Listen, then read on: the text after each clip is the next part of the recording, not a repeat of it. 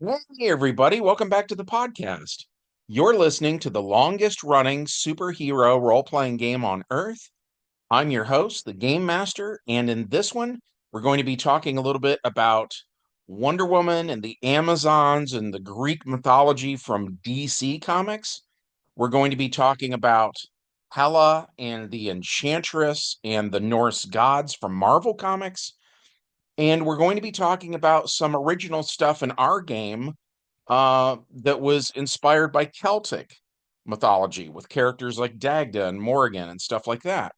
And then we're also going to talk about a group of superheroes who went missing in the recent crisis, the big game that we ran in 1997, and how they show up a year later and are kind of shocked by what they find and the changes that have taken place in the game world that they were not there to see these events unfold.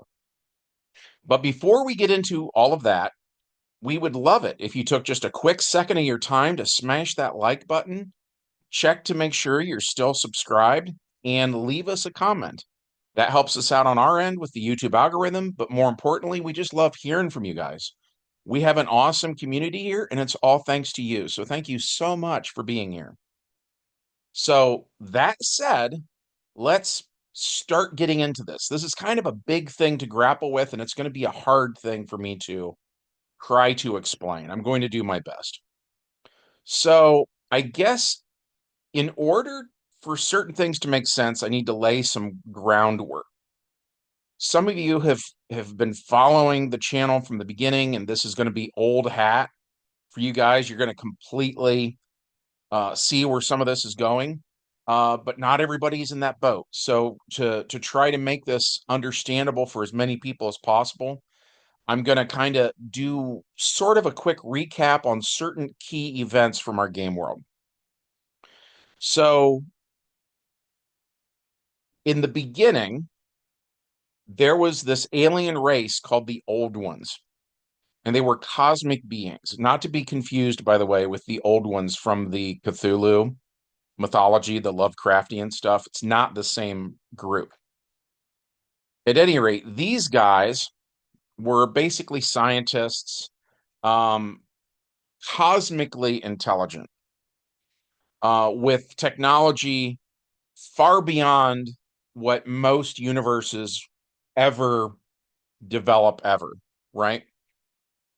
And their arch enemies were this other race called the Star Gods. And they were also cosmic beings who were a little more kind of like vampire like in a way. And they would literally go into a sun and drain it of all of its solar energy. And they were snuffing out entire stars.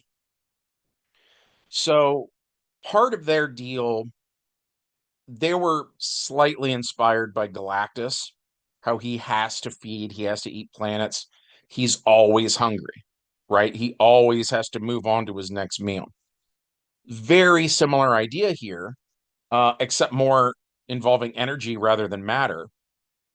But at any rate, the star gods become aware of the existence of the old ones.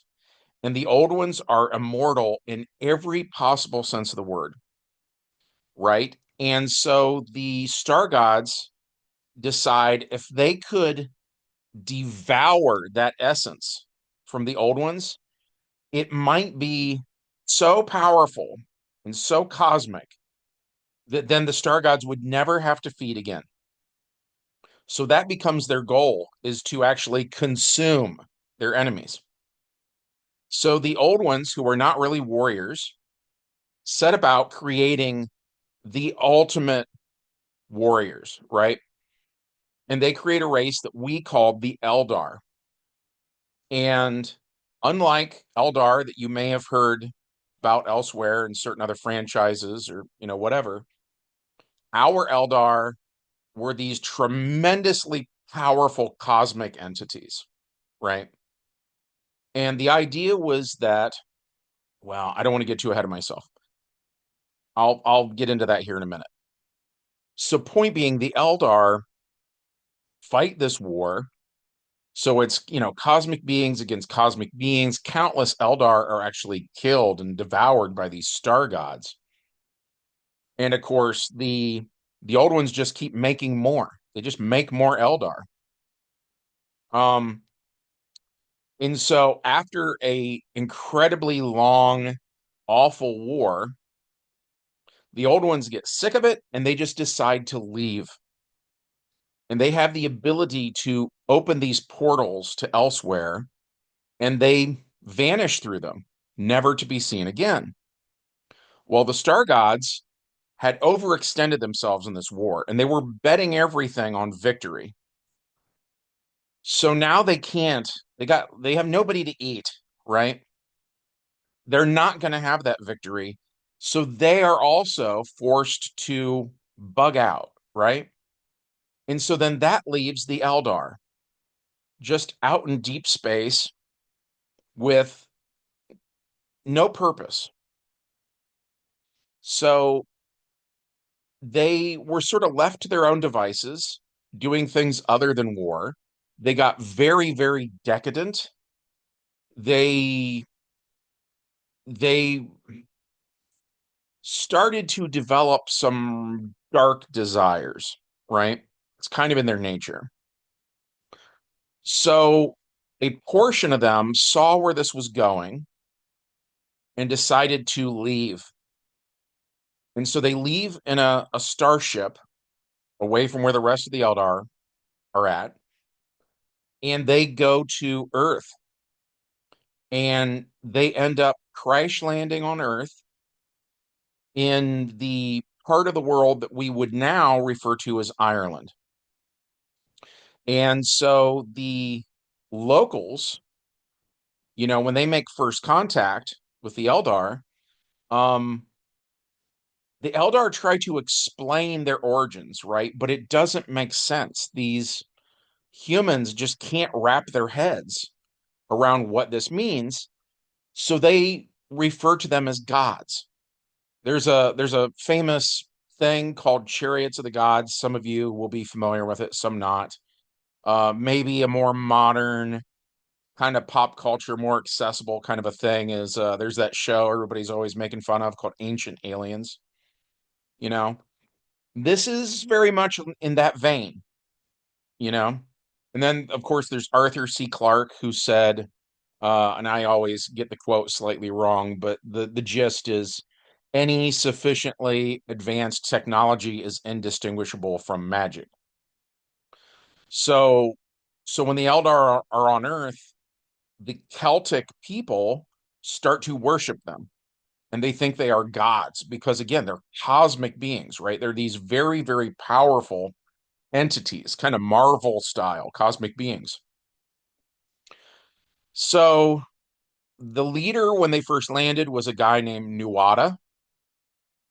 They end up getting into a massive battle with another race, and that race has been known by multiple names through the ages. The Irish called them the Fomorians. Hebrews and stuff would refer to them as Nephilim. The Germans in World War II referred to them as the Vril, but it's the same race the whole time, right? These guys, according to Celtic mythology, had been swept into the hollows of the earth and under the sea by some sort of a great flood. And they come walking up onto the beaches of Ireland one day, basically.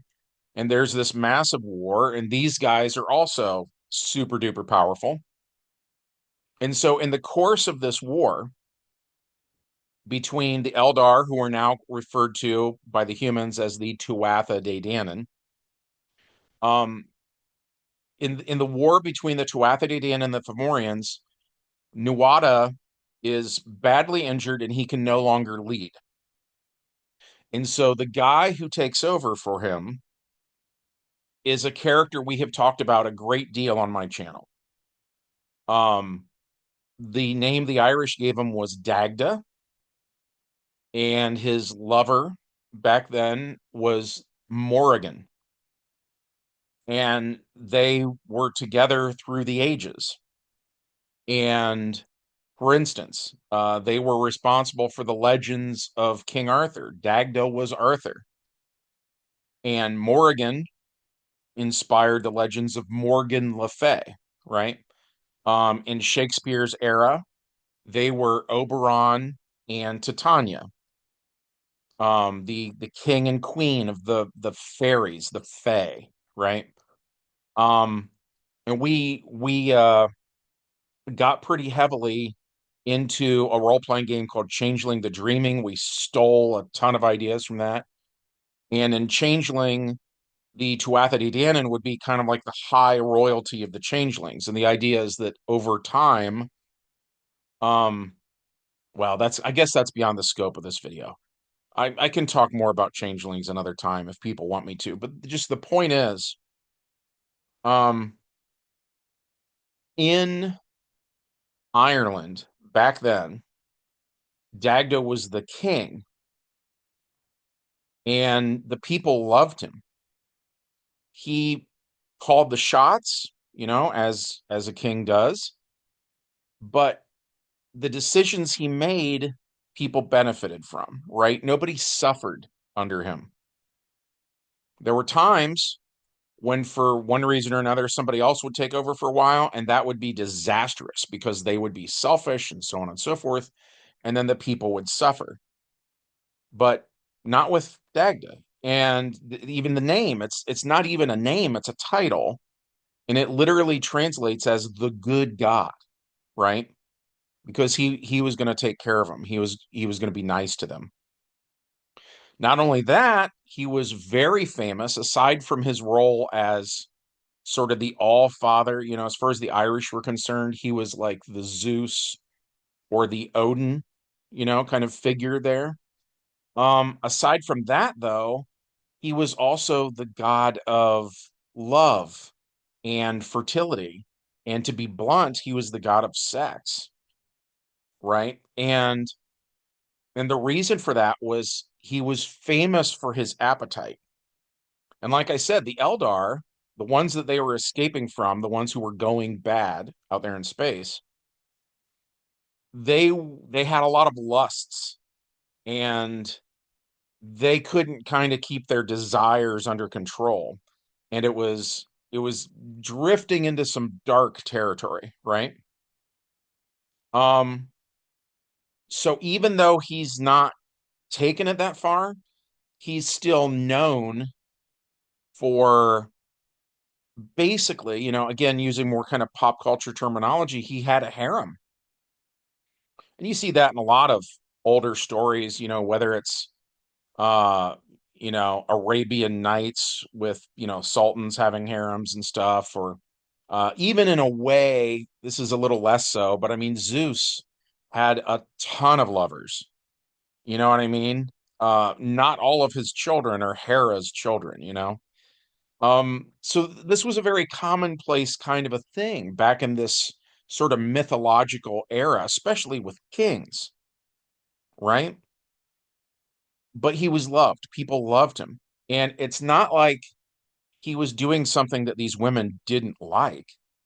I tell this story and it's kind of comical, but this is an actual thing from Celtic mythology. So they didn't believe in autumn or spring. The Celts only had summer and winter. And so Halloween, which they called Samhain, was where it was like the last day of summer slash first day of winter for them, right? And the way they looked at the natural world was when they would see trees losing their leaves, they thought the trees were quote unquote dying, right? And you might have heard that like the druids and stuff like that were like really into pine trees. It was because they kept their needles all year round, so they thought pine trees were associated with life and that somehow they were alive when everything else was dead, right? That's we even it gets into the eventually what would become the Christmas tree is kind of evolves out of that a little bit.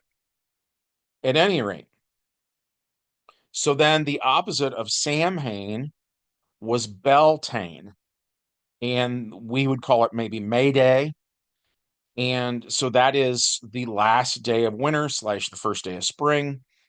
And the reason I'm bringing it up is because Dagda was associated with life.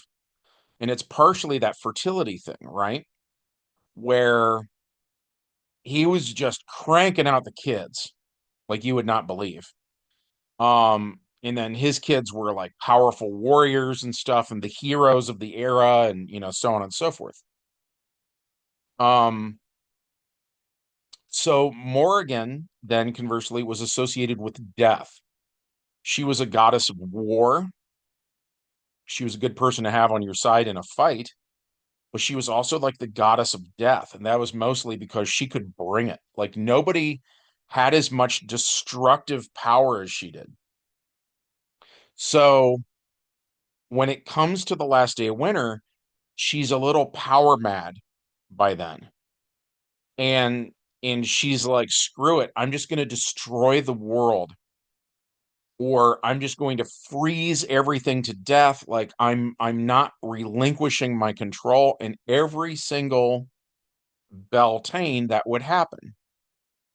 And so we're talking about like a Galactus level threat once a year.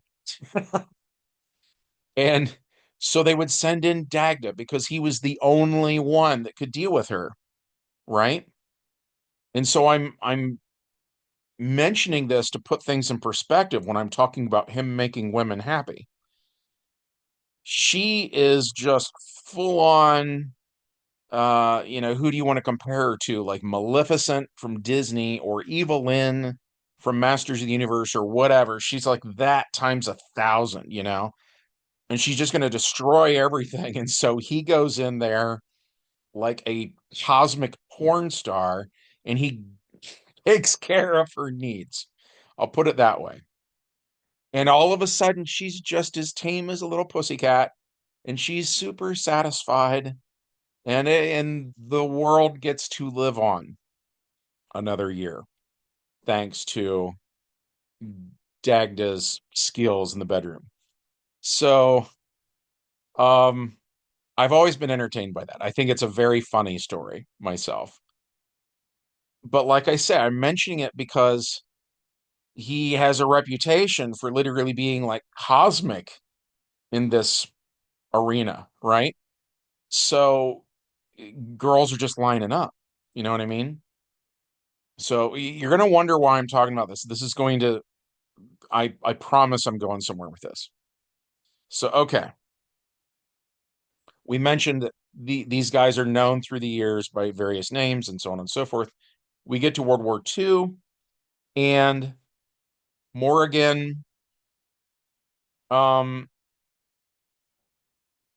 I don't want to spend too much time talking about her right now because that's not really the focus. I'll put it this way. Here's maybe the best way to put it. In 1957, and it's actually part of the crisis because the crisis, there's a thing that happens in the crisis where there's like dinosaurs who wander into the 30th century and meet the Legion of Superheroes in the actual Crisis on Infinite Earths comic books. And the idea is that reality breaks down during the crisis and it involves multiple time periods, right? And in our game, we specifically said it particularly affected years that end in a seven. So in 1957, Morrigan had been living with the Amazons. Wonder Woman had married Steve Trevor, had a couple of kids with him. One was Hippolyta Trevor, aka Fury, and then the other one was Stephanie Trevor, who goes by Stevie, named after her dad, kind of, who is a Wonder Woman in the 80s. But in 1957, because different girls wear the costume in different decades, like Donna Troy was Wonder Woman for a while, stuff like that. In 1957, it was actually Morrigan. And she'd been living on Paradise Island for a while, and they'd been trying to teach her about peace. Um, And she had been going through all this stuff where she was trying to figure out, like the old ones created me to be a weapon. Do I want to be a weapon? Do I want to be more than that? And, she was going through some stuff. And at any rate, she died in 1957 as part of the larger crisis storyline, right? But the changelings, if you kill them, they come back, right? And that their soul, which is the real them, it just finds it's born into a new body, a reincarnation thing. So she then comes back and she's doing stuff in the game then again later. But forget about her for the time being, okay? So Dagda um is he had been Wonder Woman's lover in an earlier century. And so like around the year like 500 BC, for instance, he had hooked up with her. Something else I need to say, I forgot to say it. Like I said, Dagda had a harem way back when. Morgan was a part of that. She was fine with that. Just to be extremely clear, that's all consensual. I don't want anybody thinking otherwise. I had a player of mine named James Porch one time blow up at me, and he was saying how offended he was, and which is ironic because James is polyamorous. And I'm like, why do you get to do it like in real life, but you're mad that a fictional character is doing it in a make-believe game? But whatever. Um, so, um, so Dagda and Diana had been a couple, and then we did this adventure where Diana, again, it's kind of that Arthur C. Clarke thing I mentioned earlier, right? Diana ends up finding out that the beings she had been worshiping were not what she thought they were. And also in 1997, DC published this story called Genesis. And to make a very long story short, in Genesis, you kind of find out that all the gods in the DC universe are not really gods at all. I would probably use the word mutant to describe them in the same sense that Magneto is a mutant, right? There's this thing called the God wave that when the universe was created by an outside force, this God wave would be like if you dropped a rock into a pond and it made ripples. As the ripples or as the God wave moves out from the epicenter of creation, it passed over a lot of these beings who we would call gods or the various pantheons, like the Greek gods or the Norse gods or whatever, right? A lot of them were created by this wave. As it reached the outer limits of reality, of existence itself, it would be like the ripples reached the end of the pond, and then they were reflected back in towards the center again. And for the sake of argument, assume this is a perfectly circular pond and that you dropped the rock in the very center. Okay. Because that would be more of a model of the universe, right? That you would have creation and everything would move out equidistantly at the same speed, the speed of reality, which we don't talk about very often, but you get the idea.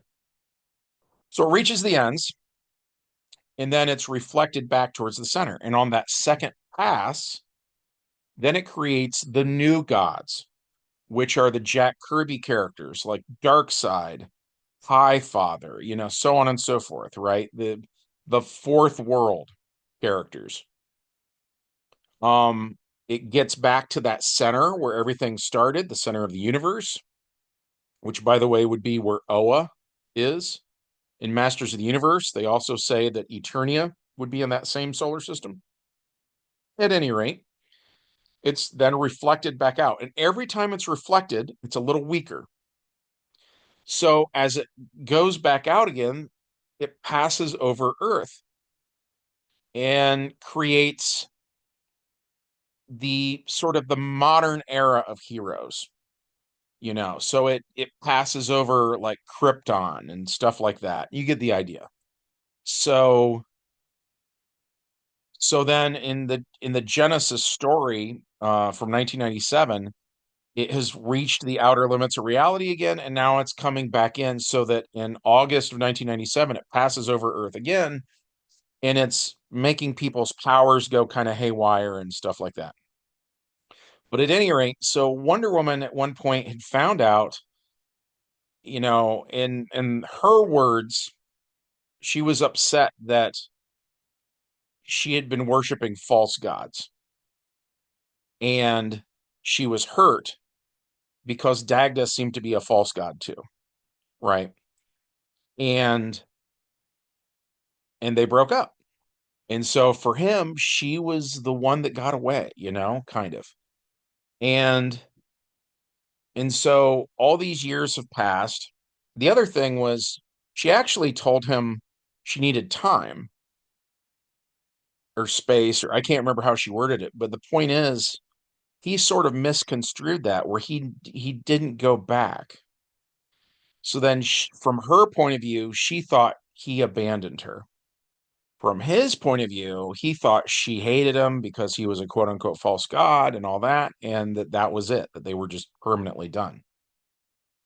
So then when they would run into each other, like we had a story where they run into each other at Shakespeare's funeral, for instance, um, she's hurt. And then what she says to him because she's hurt, he takes that as like reinforcing the idea that she just hates him and he doesn't understand why she hates him. And they don't talk it out, you know. Um, so point being, the crisis happens, and one of the many things that happens in our version of the crisis is that Paradise Island, aka Themyscira, is destroyed. And if you read Wonder Woman comics, this has happened more than once in the comics, but we only did it the one time in the game. Um, for instance, during Our Worlds at War in 2001, Imperiex destroyed Themyscira. So we kind of did a similar thing, but we did it with the anti-monitor, so that in 1997, Themyscira is gone. And one of the reasons we did that was because when we did the first appearance of Darkseid in the early 70s, which was another one of these huge events, right? Um, the the realm of the Norse gods, Asgard, was destroyed by Darkseid, who was kind of the main villain in that crisis. Um, so yeah, we had paralleled it, you know. And so in that one, the one in the 70s, it was a Marvel location that was destroyed. So now in the 1997 one, about 25 years later, it is a DC location that's destroyed. And I liked that. There was a certain symmetry to that. And then it also meant now you had these two groups of people that had no home. And so it's the Amazons from DC. And by the way, real quick, um, we had been inspired by the Linda Carter TV show, which was on the air when we started playing. And on the show, the powers came from the costume. So that was the version we went with. We also reasoned that the Amazons, because they have all this high-tech stuff like the famous Amazonian purple ray and things like that they just had the ability to make these costumes at will.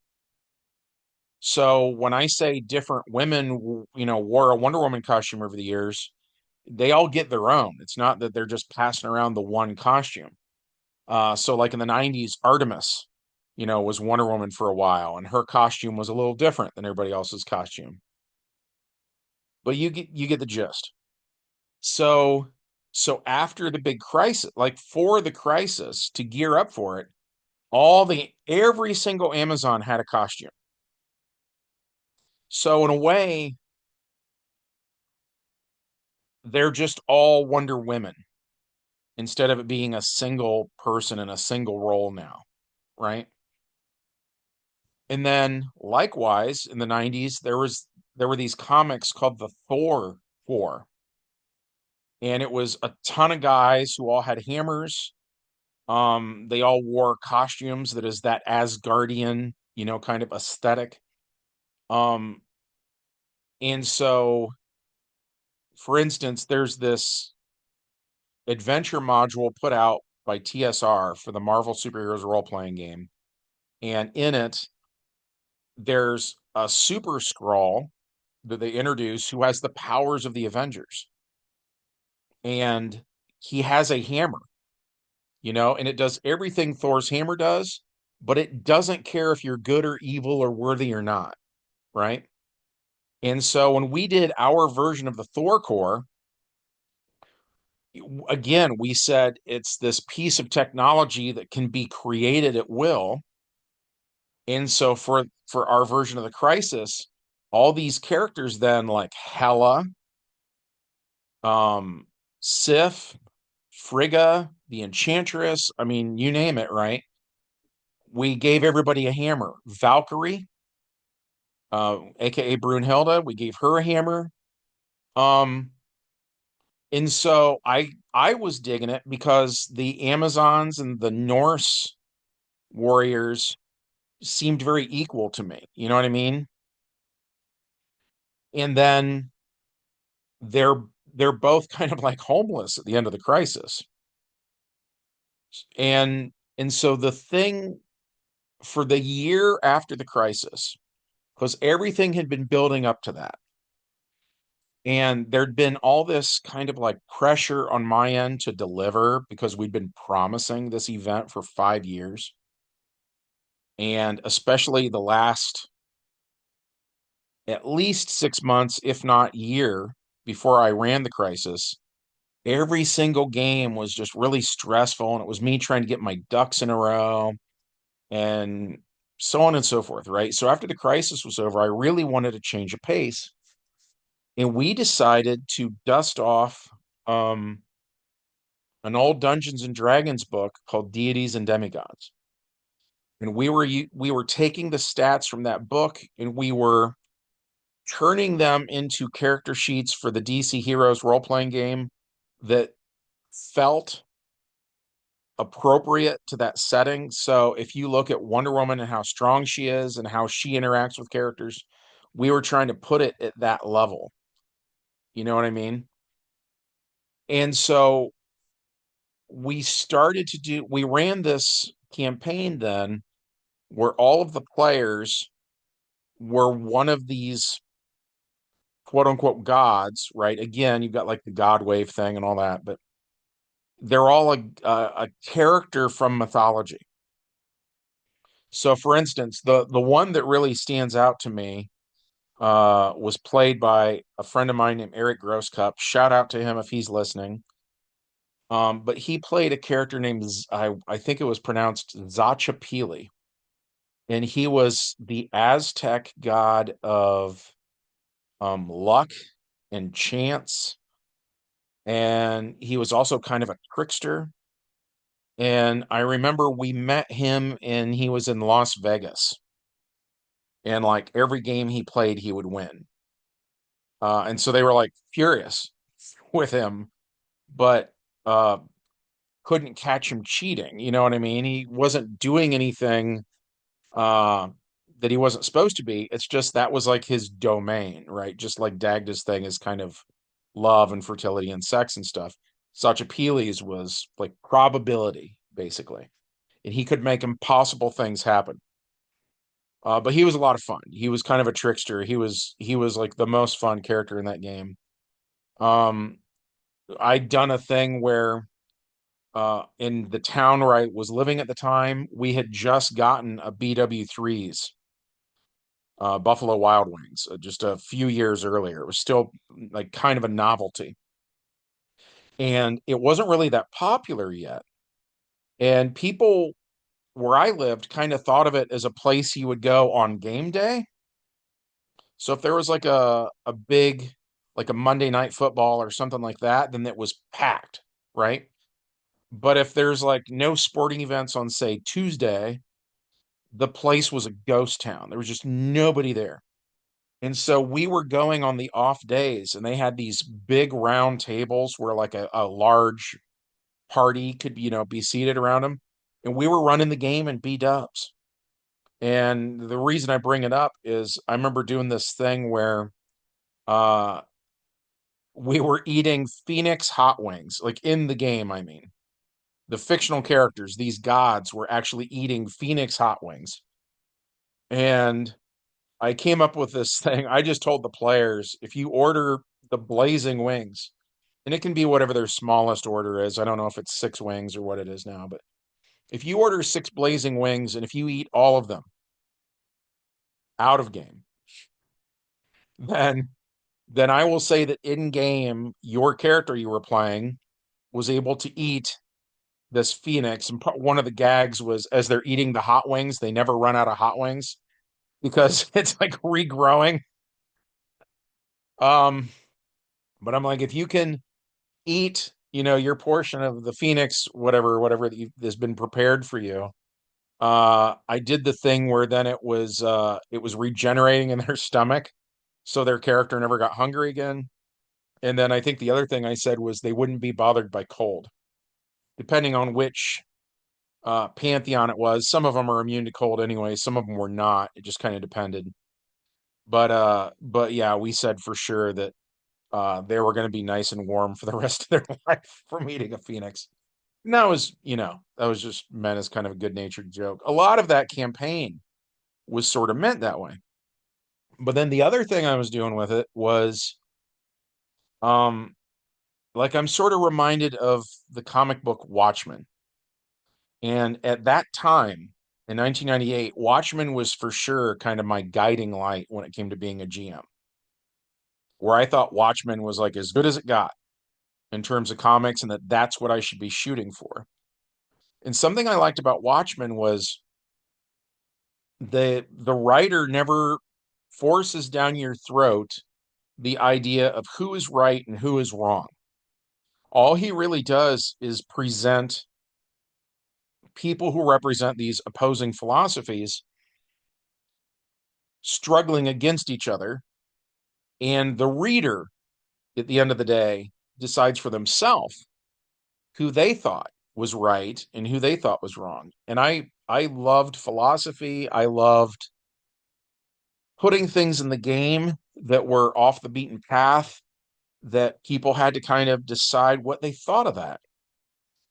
And so that was something I was doing with these mythological characters, was I was saying, you know what? These guys still do the same stuff, right? But now they're doing it in what was at the time the modern day. They were doing it in 1998.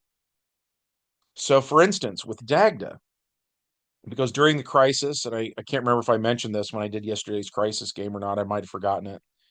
But one of the things he did was he had gotten his hands on the Infinity Gauntlet for a little while, and he basically wished to have all of his old powers again because he had lost them at one point. He had an encounter with the Ghost Rider of Rome. It was a charioteer, and his chariot was pulled by a horse that looked like the Old West Ghost Rider's horse.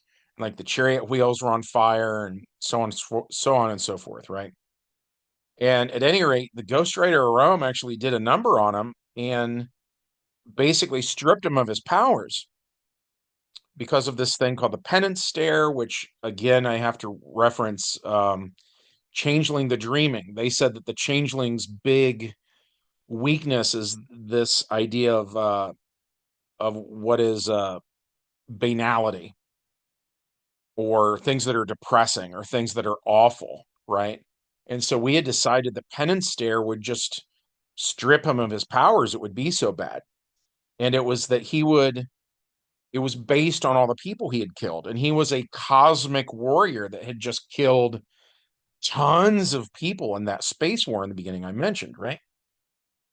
So all of that guilt and all of that banality came crushing down on him, and he was basically rendered mortal.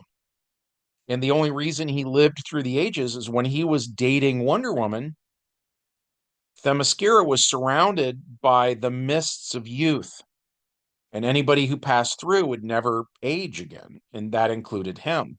So it wasn't internally his own powers from within that was keeping him young. It was his history with Diana that was keeping him young.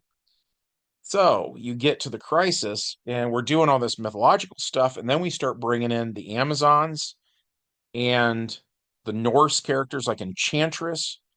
Um, and they're all interacting. And now, for the first time in forever, right, Dagda is Dagda again.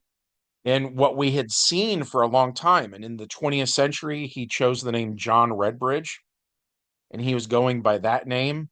At one point, there's a power in DC Heroes called the Split Power.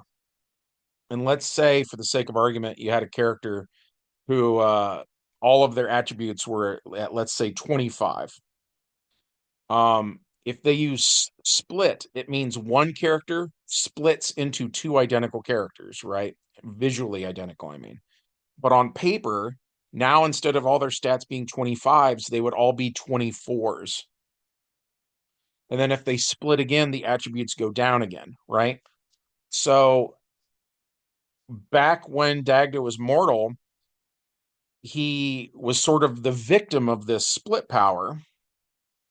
So we had a ton of guys running around in the game, all called John Redbridge, which was the alias he had just chosen for himself. And they had married these different women and had, these separate lives and so on and so forth. And then the crisis, the split power is undone and they all come back together into one guy again. And then he uses the Infinity Gauntlet to sort of heal what had been done to him, right? And to make himself whole through and through. So now he's back to being Dagda, right? And so now, for the first time in just centuries, that thing I mentioned earlier with Morrigan, how every spring she wanted to destroy the world and he was like a cosmic level lover, right? That could like satisfy her and the earth would be spared. This is now what we have in 1998 is he is at that level, right? And so these different wives and stuff he had and all these, separate things all coming together, we played it where the girls were okay with it. And there were multiple reasons why we did that. One was we had a lot of girls playing the game back then. And I mentioned this before, the college where I was at, um, the most of the students did not have a car. They could not go anywhere. They were kind of desperate for entertainment, right? And so my game was very, very popular, and I had a ton of people playing the game. And the girls they seemed into it.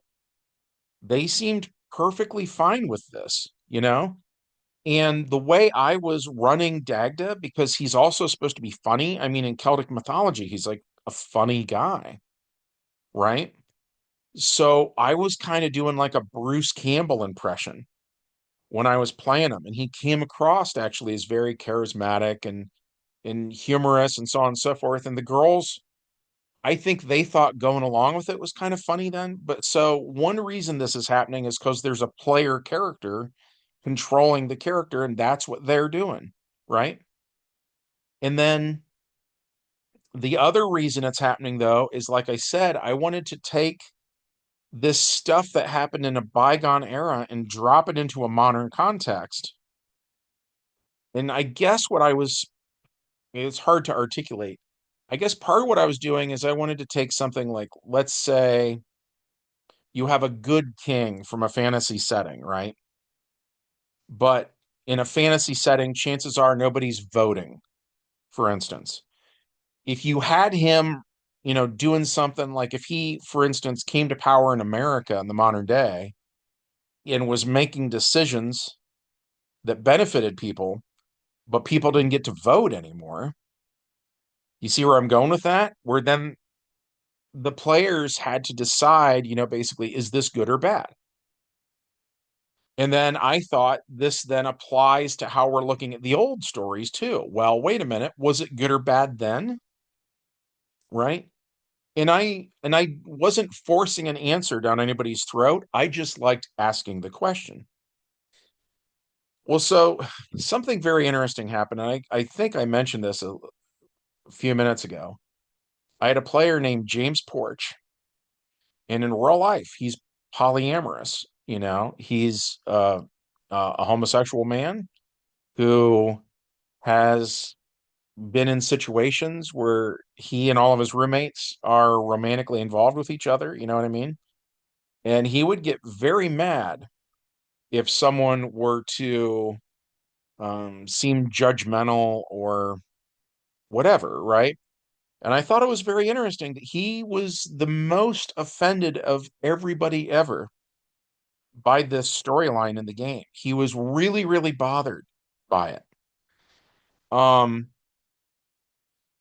I thought that was interesting. And then James also, he's very like pro women, which I'm wording that wrong. What I really mean is, for instance, if a woman has multiple male partners, he basically says like, "You go, girl," right? And he approves of it. If a straight man has multiple female partners, he thinks it's disgusting and the guy needs to, you know, be put down, basically. And so I asked him at the time, well, what's the difference? Why one and not the other, Um, I can't actually remember what he said now. If you're listening, James, throw it in the comments section, I guess.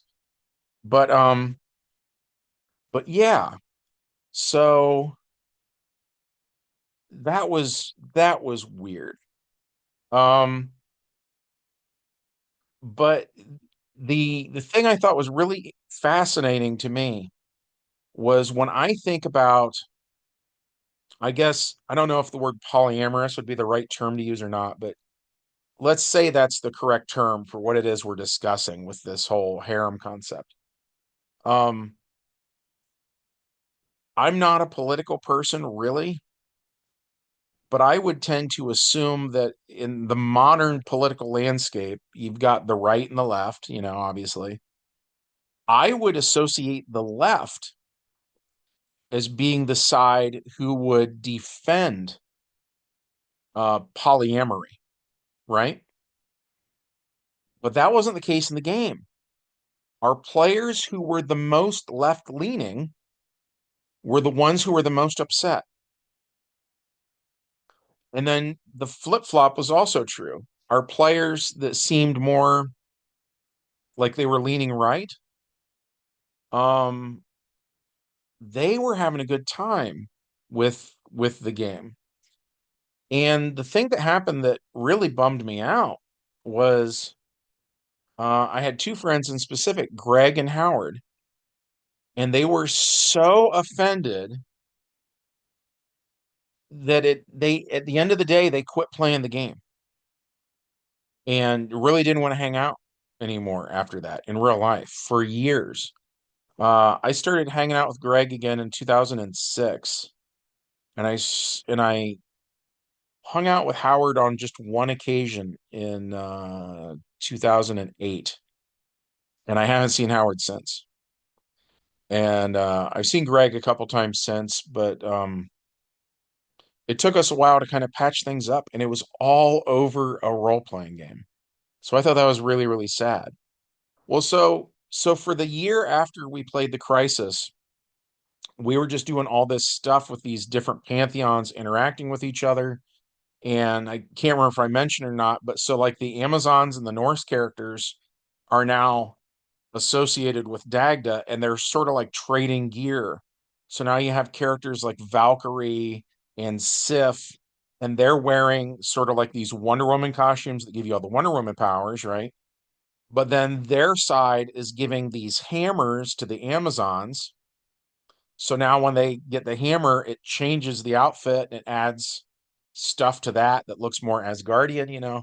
And I thought that was really cool. I kind of liked the mashup of it. I thought we had kind of an interesting like fantasy thing going on. I was really enjoying it.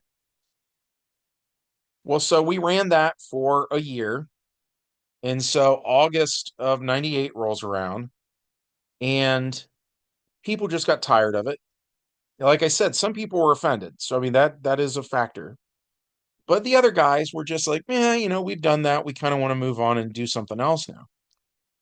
And so we said, well, one of the things that happened, because I ripped off the idea of the Philadelphia experiment a little bit, and I said at the end of the crisis, the Nematon, which was the ship a bunch of the heroes were on, it vanished. And Dagda was not on the ship at the time. He was actually drifting through space. He just got his butt kicked pretty hard. So he was drifting in space at the time when the Nematon blinked out of existence, seemingly. And so a year to the day in the same location, a la the DeLorean, the Nematon blinks back. And so for all the heroes on board, of course, again, just like the DeLorean, they didn't notice any time went by or anything. It was instantaneous for them. And so they go basically looking for Dagda, who had been the captain of their ship before the crisis. So they're like, well, we should find him. Is he okay? Is he like drifting through space and needs rescued, or what's going on? So they find him with like this harem basically of all the Amazons and all the Norse chicks. And like I said, they've all got the Wonder Woman costumes and the hammers and all that. And and they freaked out about it. And out of game, I got wind that Howard had decided he wanted, because he had been running a couple games here and there. So it was kind of like I'd run 10 or 20 games and then Howard would run one, was about the ratio. And then for every, you know, maybe 5 games Howard ran, Greg would run one. And at any rate, I found out that Howard was going to kill off Dagda. He was so offended by it. He wanted to kill Dagda. And he came up with this story how the entire Green Lantern Corps, all 3,600 Green Lanterns, were going to team up and beat Dagda down, and they were going to get in DC Heroes. There's something called a team attack bonus.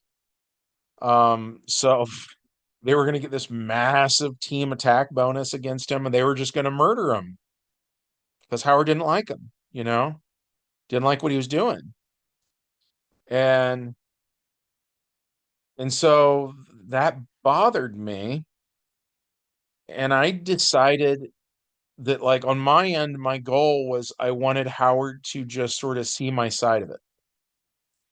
So I took his own plot that he'd been planning to run this game, but I ran it for his character instead. So what I said was kind of like with the Flash, there's this thing called the Speed Force that all the speedsters have to tap into. And so the more speedsters you have, kind of like the slower they all are. Is my understanding of it. At the very least, it's how I ran it in this particular adventure. So we ripped that off with Tachyon, and we said that there was a thing that in my notes when I was preparing for the game, I called it the Tachyon Force. In the game, I never gave it a name at all, but you get the gist, hopefully, of what it is. And we said that when the Nematon had been be like it had to travel from dimension to dimension during the crisis to get these various, it was like a scavenger hunt for MacGuffins that they could use to help them in their mission. And so at one point, they had been in the negative universe, which is the home of like instead of Superman, it's Ultraman. Instead of Batman, it's Owlman, right? Um, Instead of Flash, it's Johnny Quick. They had been in that universe briefly. And so Tachyon's counterpart from that universe, whose name was Warp, as in warp drive, Warp had gotten onto the ship without anybody knowing it. And so when they brought him back to Earth K, Tachyon notices a dip in power. And then every round, I would have Howard roll dice. And so basically, on the odd numbered rounds, I would, whatever he rolled on the dice was how many APs of power he lost. And then his counterpart would gain that many APs of power. And then on the following round, the even rounds, you'd roll again and it would go the other way. So the power levels of the two characters were always drifting up and down a little bit. Um, and so then what happened was Warp gains the upper hand, is doing bad stuff. This gets the attention of the Green Lantern Corps. So 3,600 Green Lanterns show up thinking he's Tachyon. And again, I wasn't actually out to get Howard. I wasn't going to kill his character off. I just wanted him to be in that situation where he recognized his own stuff being used in the adventure, right? And that he wouldn't like it. He wouldn't like it if he was in my shoes, basically. That's what I was trying to do. Um, he got really mad. He was really mad about that. Out of game, I mean.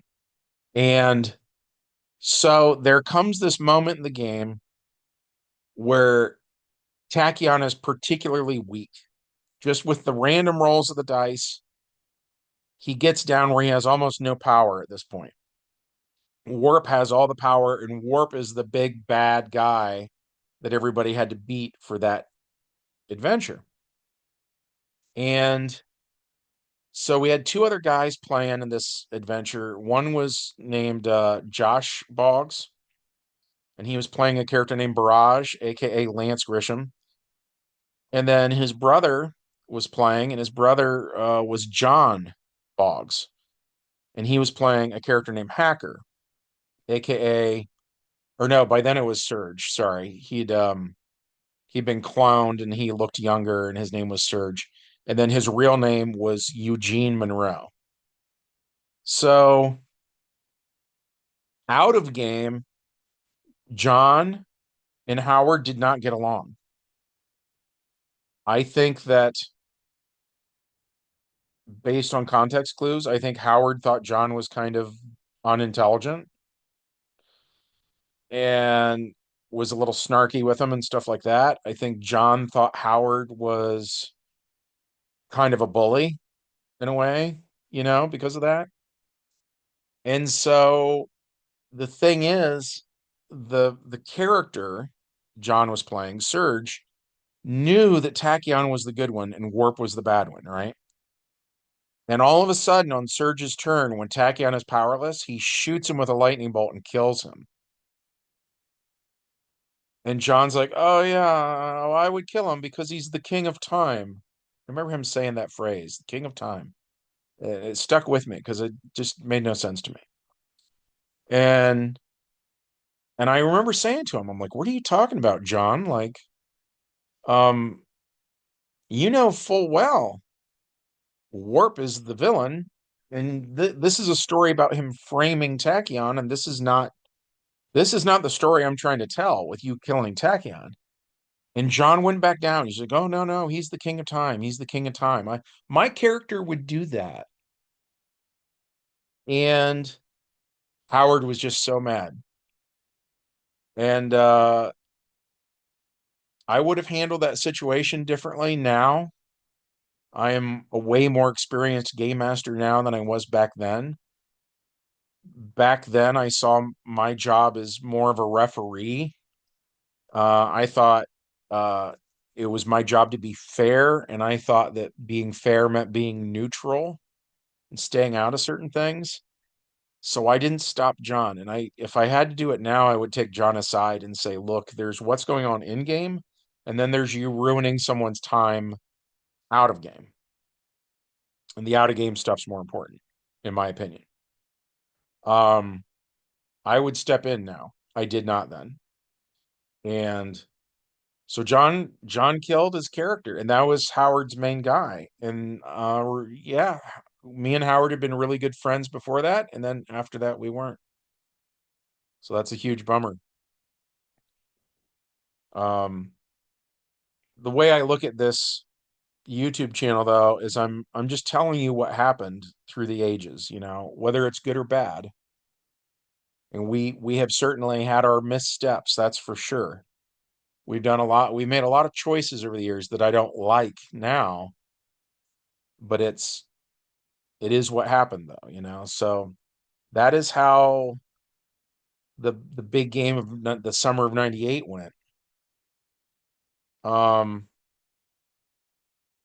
I guess that's probably as good of a place to end as anything is. I hate to end on a down note. Tomorrow's video will be happier than this one. But I really liked the mythology stuff. And I miss, this is kind of off the beaten path, but that BW3's closed down and it had been a bar in the 1970s and it was ridiculously cozy. Like it had no windows. It was made out of like cobblestone. Um, it was very cool. It was a very, very nice building. And they shut it down, I don't know, around 2010 or something. And they moved out to the other end of town. And the new building is just like cinder blocks, and it's just a big gray cube with no personality. And it's like too well lit for everybody that was used to the old place. Um, the old place kind of reminded me of the Regal Beagle from Three's Company, for anybody that remembers that. But at any rate, yeah, I miss playing the old BW3s. I miss playing with Howard. Howard had a lot of really good ideas. Howard contributed heavily when we were doing the Golden Age stuff set in World War II. Like, yeah, man, those were some great games. And I still love Howard, man. He doesn't want to hang out with me. It's not that I don't want to hang out with him. Um, but yeah, I'm gonna shut up. I think that's good for this one. Um, you know the drill here that I do at the end of all these. We would love it if you were willing to support the channel. It just takes a second to hit the like button, but I think that helps.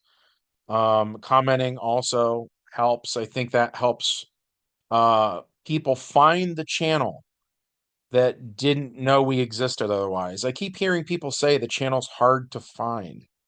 I'm not sure how to change that, but yeah, I think it helps with that. And then again, check to see if you're subscribed because YouTube loves to unsubscribe you and not tell you. I hear that all the time from people. So that said, that's it for this one from everybody here at the longest running superhero role playing game on earth. We hope that you guys have a good one and a good Thanksgiving tomorrow, and we will see you in the next adventure. Bye.